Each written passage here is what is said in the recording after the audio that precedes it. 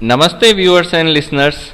Myself Dr. Brahmdatt Sharma, Associate Professor, Department of Komarvritya, Shri Shirdi Sai Baba Ayurvedic College, Rainwal, Jaipur.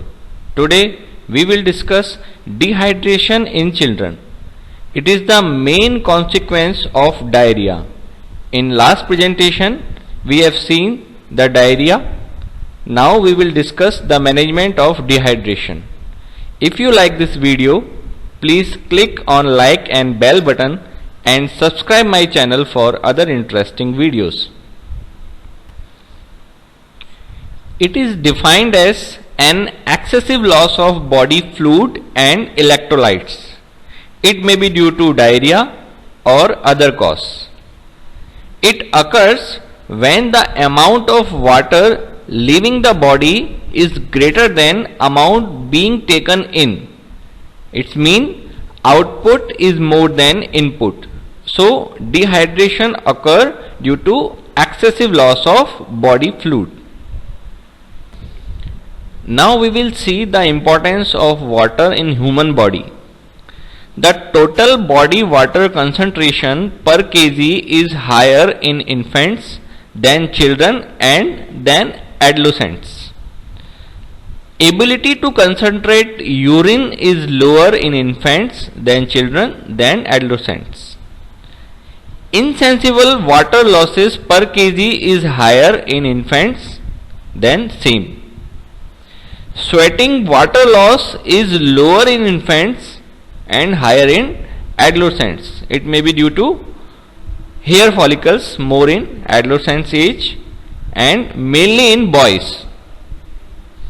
When we are talking about total body water, it is 80% part of body weight in newborn and 60% of adult male and 50% of adult female.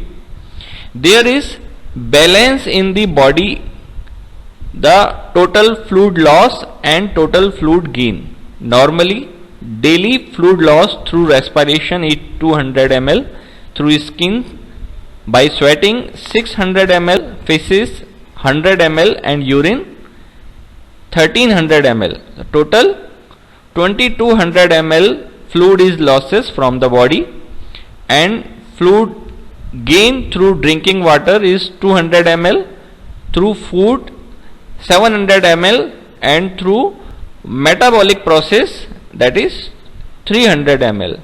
So if there is disturbance between fluid loss and fluid gain, the condition dehydration occur. Next is pathophysiology of dehydration. When we are talking about total body fluid, it maximum contain, that is 65% intracellular fluid compartment. Other 35% is extracellular fluid compartment, that is interstitial fluid, plasma, lymph and other transcellular fluids like CSF, serous fluids. Next is what is dehydration and its consequences. Due to dehydration, there is decreased aerotic stress due to hypovolemia. So there is vasoconstriction. Due to vasoconstriction, there is decreased renal blood flow. Result is increased renin, angiotensin and aldosterone. So result is renal reabsorption of sodium and water. So patient restore blood volume. Next pathology is due to dehydration, there is decreased arterial receptor firing. It increased antidiuretic hormone. Result is decreased urine output and restore blood volume. And last is due to dehydration, there is hyperosmolarity. So generation of thirst and patient drink so much of water and restore blood volume. Then types of dehydration. First one is isotonic dehydration. There is balanced deficit of water and sodium in equal amount. In this, serum sodium concentration is normal, that is 130 to 150 mmol per liter. Serum osmolarity is normal, 275 to 295 m osmolarity per liter, and hypovolemia occurs as a result of loss of extracellular fluid. This is isotonic dehydration. Next is hypernatremic, or we can say hypertonic dehydration.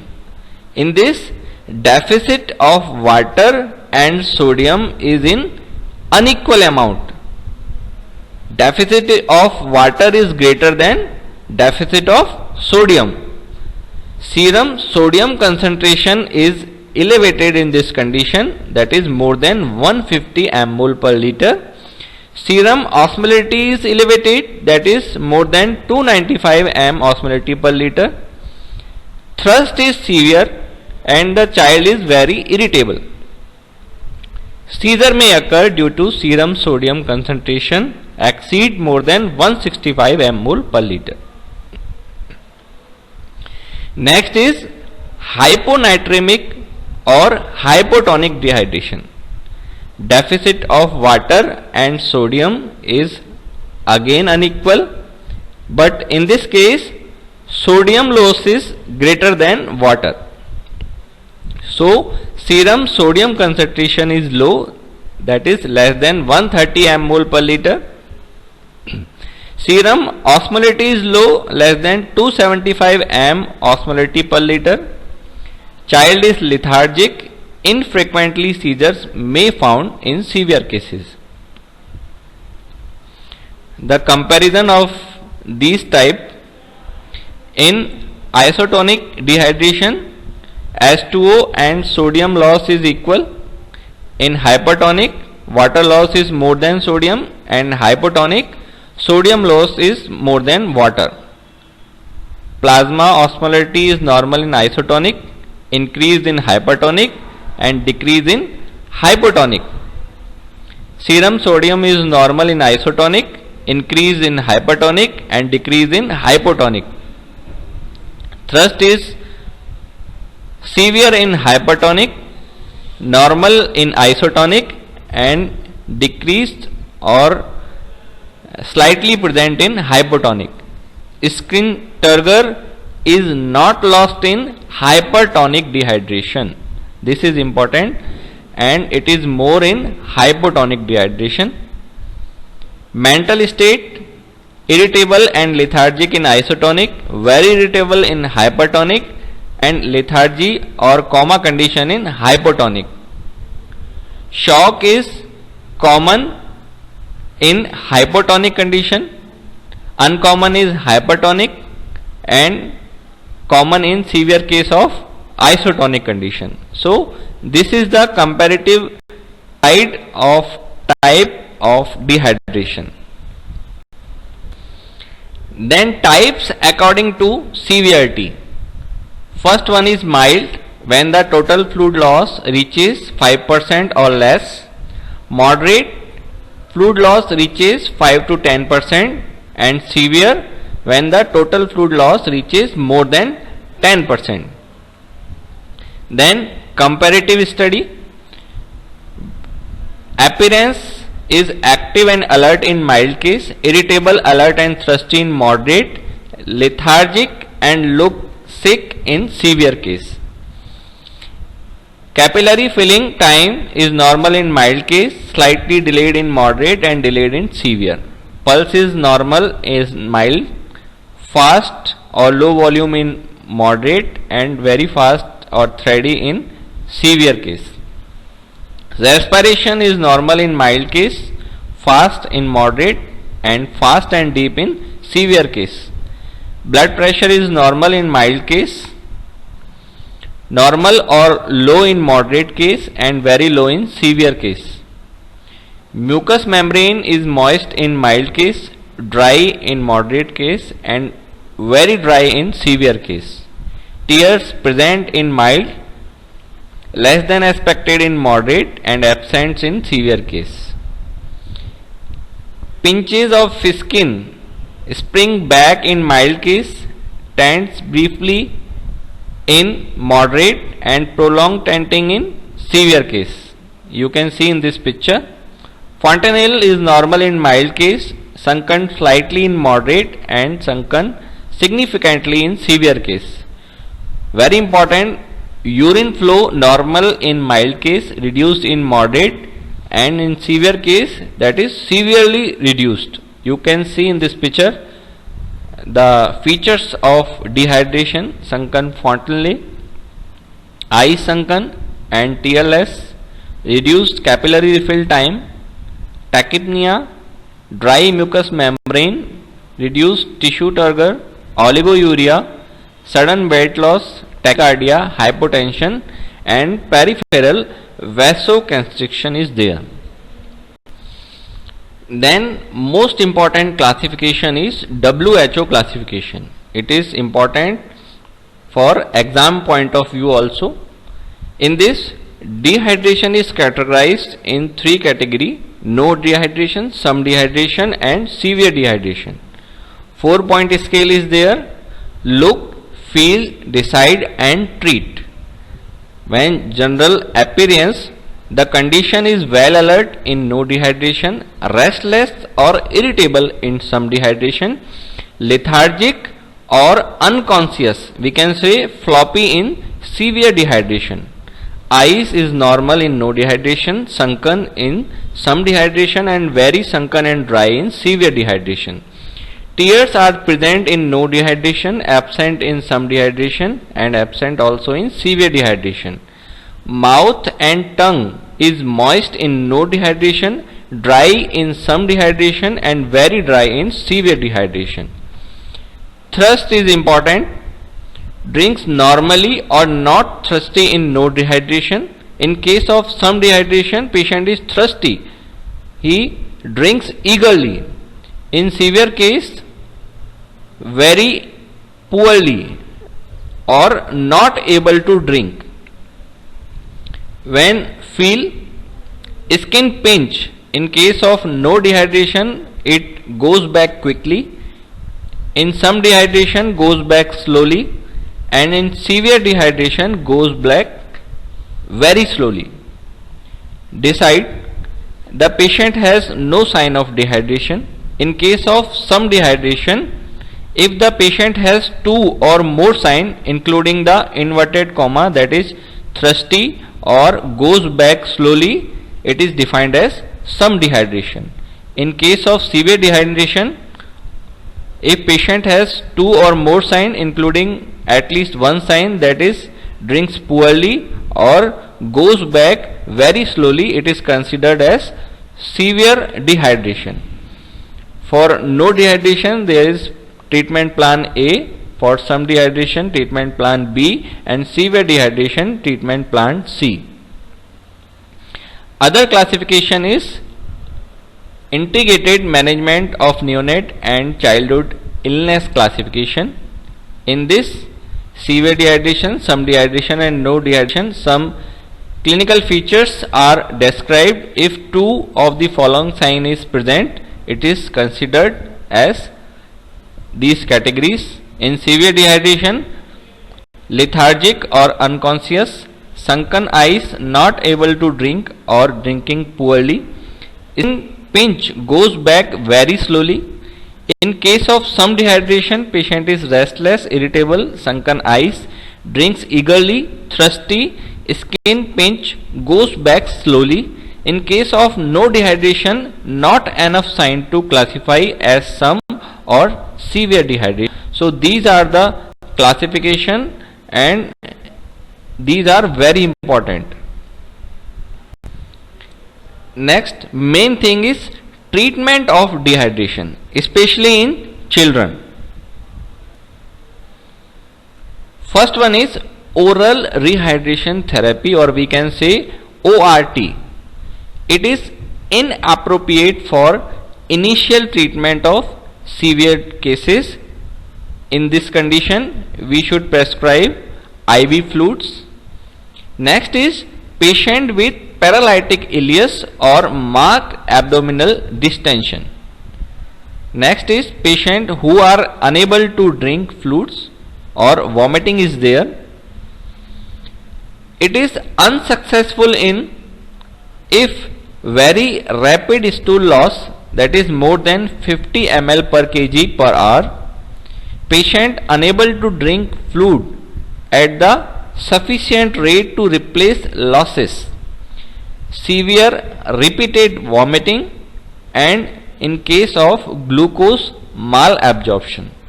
Some market preparations are available of WHO ORS or new low osmolarity ORS.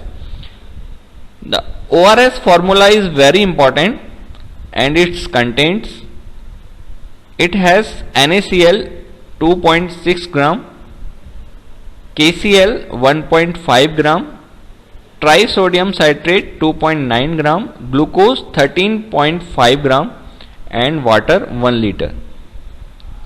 Osmolarity: sodium 75, potassium 20, chlorine 65, citrate and glucose 75. Total osmolarity is 245 m osmolarity per liter. This is new ORS. Next is treatment plan A for no dehydration. Its indication in diarrhea with no sign of dehydration, treating diarrhea at home. Rules of 3F in this plan A. First is give extra fluid. Next is continue feeding anything, milk, juices. And next is follow up. When the patient come again to dehydration. First one is fluid. The amount of ORS according to age. When the child is less than 24 months, amount of ORS after each stool is 50 to 100 ml and total amount per day is 500 ml per day. When age group is 2 to 10 years, after each stool ORS should be given 100 to 200 ml and total amount 1000 ml. When child is above 10 years, ORS amount after each stool is as much as he wanted and total amount 2000 ml per day. More fluids than normal should be given like rice water, coconut water, vegetable soups or yogurt. Avoid aerated cola drinks, sweetened commercial fruit drinks and large amount of glucose. So it can worsen the osmotic diarrhea. Breastfeeding should always be continued. In follow up, see him in 48 hours and advise the patient come back immediately if the child becomes sick. If there is sign unable to drink, repeated vomiting, fever and dysentery, so patient can come and take another plan. Next is treatment plan B for case of some dehydration.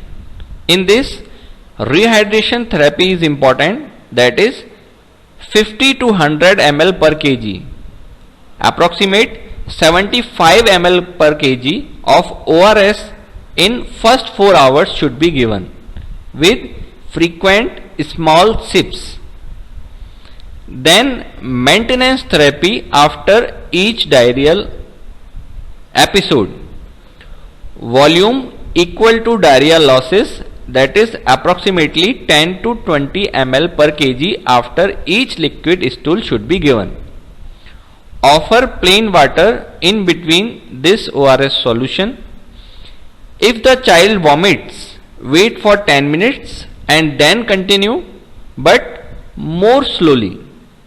If the child become puffy, stop ORS and give plain water with ORS. In case of infants less than 6 months who are not breastfed, also give 100 to 200 ml clean water separately.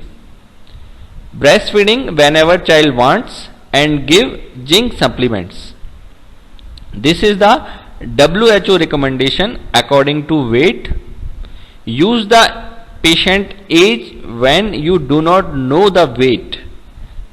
The approximate amount of ORS to be used can also be calculated by multiplying the patient weight. We described here 75 ml per kg. What are the causes to failure of plan B? If diarrheal frequency is very high, so if stool amount is more than 5 ml per kg per hour, in adults more than 50 ml per kg per hour, vomiting more than 3 vomiting per hour. In case of incorrect preparation of ORS and patient of glucose malabsorption, plan B fails and there is need of plan C. Next is plan C. If patient is not able to take ORS from mouth, try NG tube feeding. If patient is not very severe, NG tube feeding with ORS, give 20 ml per kg per hour for 6 hours. Total amount is 120 ml per kg. Reassess the child every 1 to 2 hours. If there is repeated vomiting or increasing abdominal distension, give the fluid more slowly. If no improvement after 3 hours, then send the child for IV therapy. Intravenous fluid. What are? Ringer lactate solution is choice of fluid. If ringer lactate not available, then try 0.9% normal saline. Especially dextrose containing fluids should never be used during the initial dehydration. Why? It can worsen the osmotic diarrhea. If child can drink, give ORS by mouth while the drip is set up. In this period, try to give ORS by mouth. What is the formula or what is the management of IV fluid? According to age, if child is less than 12 months or we can say infants, total 100 ml per kg fluid should be given, but in 2 compartments. First we will give 30 ml per kg in 1 hour and after that 70 ml per kg in 5 hours. So total 6 hour duration for 100 ml per kg. First 1 hour should be given at rate 30 ml per kg and next 5 hours for 70 ml per kg. It is for infants. For elder children, for more than 1 year to 5 years, it should be given slightly fast, 30 ml per kg in 30 minutes and 70 ml per kg in 2.5 hours. So 100 ml per kg fluids in total 3 hours, just half of infants. Repeat if radial pulse is still weak or not detectable. Reassess the child every 1 to 2 hours. If not improving, give the drip more rapidly. Also give ORS 5 ml per kg per hour as soon as child can drink. Usually recovery occurs after 3 to 4 hours in infants and 1 to 2 hours in children. Reassess an infant after 6 hours and child after 3 hours. Then choose according to condition plan A, plan B or plan C. If child is improving, give him oral ORS solution and then plan A then shifted to feeding pattern. And last is prevention of dehydration. Again, preventing diarrhea by improving access to clean water and safe sanitization, promoting hygiene education, exclusive breastfeeding, improved weaning practices, and immunize all children, especially rotavirus. Clean hand is very important, especially in younger children. Government programs like ORS and Zinc ki Goli, it is very famous to treating diarrhea. If you have any query regarding diarrhea and its management, especially dehydration, you can mail and contact me. Or if you want any prescription regarding pediatric health, you can go and visit ayusham.in. Please subscribe my channel for other interesting videos. Thank you.